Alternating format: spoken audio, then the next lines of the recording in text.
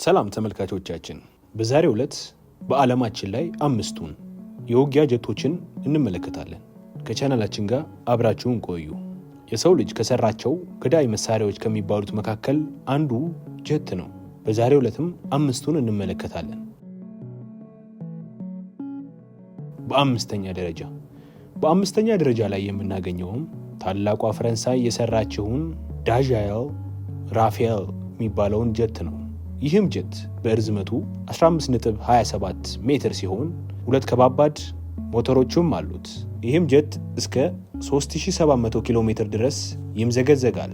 የዓለማችንን ቀልብ የሳበው በዚሁ በኢንዲያና ፓኪስታን ጦርነት ወቅት ነው።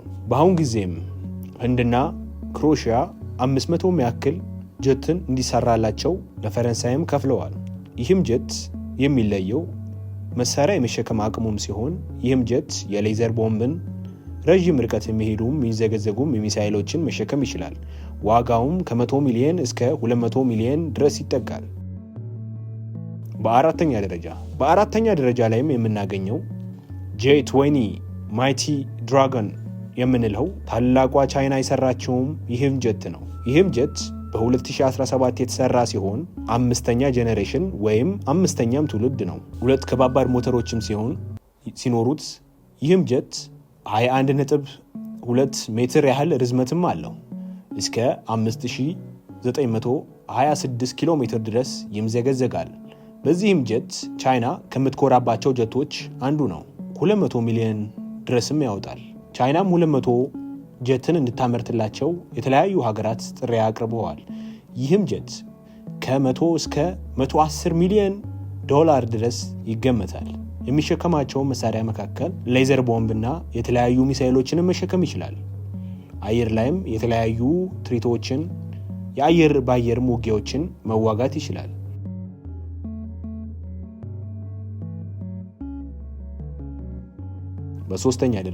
በሶስተኛ ደረጃ ላይ የምናገኘው ጀት ሱ-57 ሲሆን ይህም ጀት የታላቂቷ ሩሲያ ሰራሽ ጀት ሲሆን አምስተኛ ጄኔሬሽን ወይም አምስተኛ ትውልድ ነው።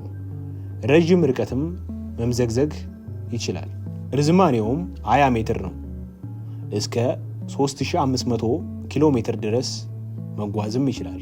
ሁለት ትላልቅ ሞተሮች ሲኖሩት አየር ባየር ውጊያ በማድረግ አቅሙም ይታወቃል።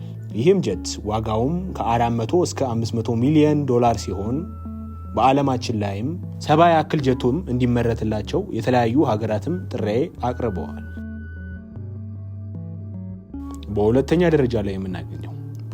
ደረጃ የምናገኘው ጀት F-35 ሲሆን ይህም አሜሪካ ሰራሽ ጀት ነው። ርዝማኔውም 15.7 ሜትር ሲሆን እስከ 2222 ኪሎ ሜትር ድረስ መምዘግዘግ ይችላል። ይህም ጀት አምስተኛ ጄኔሬሽን ወይም አምስተኛ ትውልድ ጀት ነው። አንድ ትልቅም ሞተርም አለው። 100 እንድትሰራላቸውም ጥሪ አቅርበዋል። የተለያዩ ሀገራት አሜሪካም 100 ያህል እንድትሰራላቸው ጥሪ አቅርበዋል። ይህም ጀት የሚያወጣውም ዋጋ ከ850 ሚሊዮን ዶላር በላይ ያወጣል። ይህም ጀት አየር ላይ የተለያዩ ትርኢቶችን በማሳየት የተለያዩ ውጊያዎችንም ይፈጽማል። የተሻለ ቴክኖሎጂም አለው። ቻናላችንን ላይክ፣ ሼር፣ ሰብስክራይብ በማድረግ አብራችሁን ቆዩ። በአንደኛ ደረጃ ላይ የምናገኘው ጀት ታላቂቷ አሜሪካ የሰራችው ጀት ሲሆን F-22 ይሰኛል። በዓለማችን ላይም በፍጥነት አንደኛ ደረጃ ላይ የተቀመጠውም ይህም ጀት ነው። ርዝማኔውም 18.92 ሜትር ድረስ ነው። ይህም ጀት አምስተኛ ጄኔሬሽን ወይም አምስተኛ ትውልድ ነው። ይህም ጀት የተለያዩ ቴክኖሎጂዎች የተገጠሙለት ሲሆን በሚሳኤል መሸከም አቅሙም ይታወቃል። ይህም ጀት አሜሪካ ከምትኮራባቸው ጀቶች መካከል አንዱ ነው። እስከዚህ ሰዓት ስለቆያችሁ እናመሰግናለን። የተለያየ መረጃ እንዲደርሳችሁ ቻናላችንን ላይክ፣ ሼር፣ ሰብስክራይብ በማድረግ አብራችሁን ቆዩ። እናመሰግናለን።